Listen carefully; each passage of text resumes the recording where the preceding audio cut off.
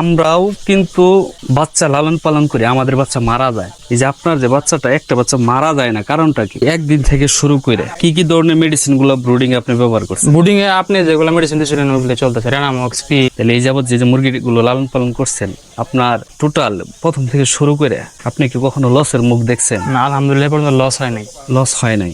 আসসালামু আলাইকুম, মায়া Bangla video YouTube channel পক্ষ থেকে সকলকে অভিনন্দন। আশা করি সকলে ভালো আছে। আজকে আপনাদের মাঝে আবার চলে আসলাম আরেকটি নতুন ভিডিও নিয়ে। আর আজকের এই ভিডিওতে কিছু গুরুত্বপূর্ণ বিষয় নিয়ে আলোচনা করব এই দেশি মুরগি লালন পালন সম্বন্ধে। তো দেখেন, ভিডিওর শুরুতে আপনারা যাকে দেখতে পালেন উনি হচ্ছে একজন আমার দেশি মুরগির খামারি। তো উনি মূলত লেখাপড়ার পাশাপাশি মূলত খামারটা উনি শুরু করে প্রথম অবস্থায় অল্প কিছু মুরগি দিয়ে। তো তারপরে উনি আমাদের কাছ থেকে বেশ কয়েকবার আমাদের এমএমএচের কাছ থেকে এই দেশি মুরগির বাচ্চাটি নিয়ে লালন পালন করেছে। তো অনেকেই আমাদেরকে প্রশ্ন করে থাকে যে ভাই, এই শীতের সময় কি খামারে কি মুরগির বাচ্চা তোলা যাবে কিনা? তো দেখেন, এই শীতের সময় আপনারা কি জন্য খামারে মুরগির বাচ্চাটা আপনারা তুলবেন বা তুলবেন না, আজকে এই বিষয় সম্বন্ধে আজকে আলোচনা করব। তো দেখেন, এই শীতের সময়ে আমরা যারা খামারে দেশি মুরগিটা লালন পালন করি তাদের যে সুবিধা এবং অসুবিধাগুলো, যারা নতুন অবস্থায় যারা খামার শুরু করতে চান তাদেরকে বলবো যে আপনারা একদমই নতুন অবস্থায় আপনারা এই দেশি মুরগির খামারটা বা যে কোনো মুরগির খামারই আপনারা শুরু করবেন না, কারণ আপনারা ততটা বুঝবেন না। যতটুক আপনাদের অভিজ্ঞতা দরকার ততটুক কিন্তু আপনাদের যারা নতুন তাদের অভিজ্ঞতা থাকে না।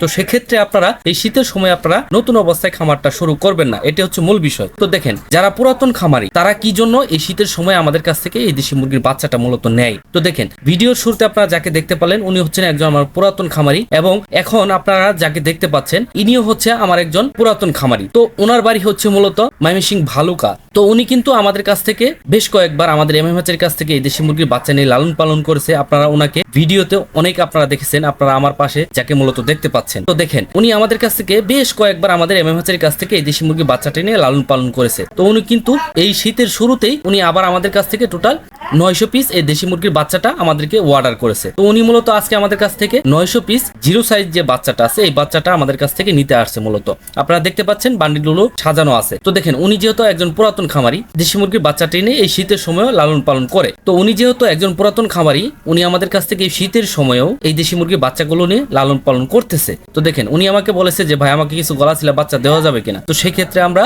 আমাদের সারা ভোটার খুঁজে আমরা টোটাল 22 পিস গলাচিলা বাচ্চা পেয়েছি। তো এই বাচ্চাটা আমরা ওনাকে মূলত দিয়ে দিয়েছি। অনেকে বলে যে ভাই, গলাচিলা বাচ্চা আছে কিনা আপনাদের হ্যাচারিতে। শুধু যে গলাচিলা তা মূলত আমরা উৎপাদন করি না, আমরা শুধু দেশি বাচ্চাটা উৎপাদন করি। এর ভিতরে যে কয়েকটা গলাচিলা হয়, তো ওই গলাচিলা গুলো আমরা মূলত খামারিদেরকে দিতে পারি। তো ওনাকে মূলত আমরা টোটাল 22 পিস গলাচিলা বাচ্চা দিতে পারছি আজকে। তো ওনার টোটাল 900 পিস বাচ্চা আমরা এখানে দিয়ে দিয়েছি। এবং ভিডিওর শুরুতে আপনারা যাকে দেখতে পাচ্ছেন ইনি হচ্ছে মূলত সেই মিল্টন ভাই, যিনি লেখাপড়ার পাশাপাশি আমাদের কাছ থেকে এই দেশি মুরগির বাচ্চা নিয়ে মূলত লালন পালন করা শুরু করে দিয়েছে। উনি প্রায় আমাদের কাছ থেকে টোটাল 1.5 থেকে 2 বছর যাবত উনি আমাদের কাছ থেকে আমাদের এমএমএচের কাছ থেকে এই দেশি মুরগির বাচ্চাটা নিয়ে লালন পালন করতেছে। তো যারা মূলত পুরাতন খামারি তারা কি জন্য এই শীতের সময়ে জোর দিয়ে এই দেশি মুরগিটা খামারে তোলে। তো দেখেন, খামারে যারা দেশি মুরগি লালন পালন করি তাদের মুরগিটা কিন্তু বেশিরভাগ অসুস্থ হয় না। যারা বাইরে ছেড়ে মুরগিটা লালন পালন করি বা বাড়িতে 20 পিস 10 পিস এইভাবে যারা দেশি মুরগিটা মূলত লালন পালন করি, তো তাদের ক্ষেত্রে মূলত যে সমস্যাগুলো হয়, দেখা যাচ্ছে যে শীত বা কুয়াশা যখন বেশি অতিরিক্ত ঘন চাপ দেয়, ওই টাইমে দেখা যাচ্ছে যে বাড়ির মুরগিগুলো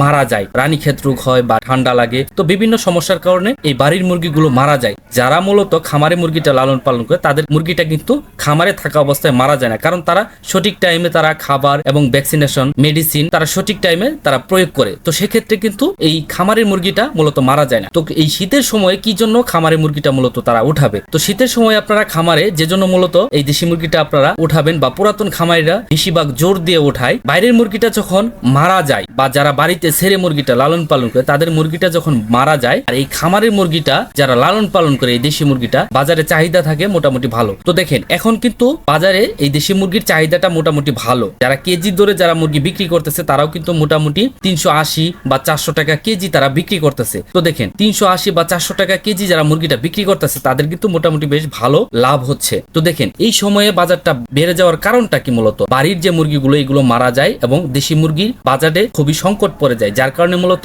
বাজারে এই দেশি মুরগিটার চাহিদা পড়ে যায়। এবং পুরাতন খামারিরা এই সময়ে কিন্তু কিন্তু মুরগিটা খামারে বেশিরভাগ তোলার যে মূল কারণটা হচ্ছে, তো এই সময় কিন্তু পুরাতন যারা খামারি তারা কিন্তু খামারে অল টাইম মুরগিটা লালন পালন করে, কারণ এই শীতের শেষ দিয়ে সামনে যেহেতু রমজান, ফেব্রুয়ারির 28 অথবা 29 তারিখ যেহেতু রমজান, তো এই রমজানকে সামনে রেখে তারা কিন্তু এই দেশি মুরগির বাজারটা কিন্তু মোটামুটি বেশ ভালো পায়। যার কারণে মূলত তারা এই টাইমে বা এই শীতের সময় যখন বাইরের সারা মুরগিগুলো যখন মারা যায়, তখন এই টাইমে কিন্তু তারা খামারে মুরগিটা তুলে। কারণ এখন দেখেন বাজারটা প্রায় 400 টাকা কেজি, 380 বা 400 টাকা কেজি এখন বর্তমানে। তো দেখেন সামনে রমজান যখন আসবে, তো ওই টাইমে কিন্তু বাজারটা বা এই দেশি মুরগির বাজারটা আরো বেড়ে যায়। তো যার কারণে মূলত যারা পুরাতন খামারি তারা মূলত এই টাইমে এই দেশি মুরগির বাচ্চাটা মূলত উঠানোর জন্য বেশি জোর দেয়। তো আপনারা হয়তো বুঝতে পারছেন যে কাদের জন্য মূলত এই শীতের টাইমে মুরগি লালন পালন করাটা সুবিধা। আজকের এই ভিডিওটি মূলত এখানেই শেষ করছি। আশা করি সকলে ভালো থাকবেন, সুস্থ থাকবেন। সকলের প্রতি আমার সালাম, আসসালামু আলাইকুম।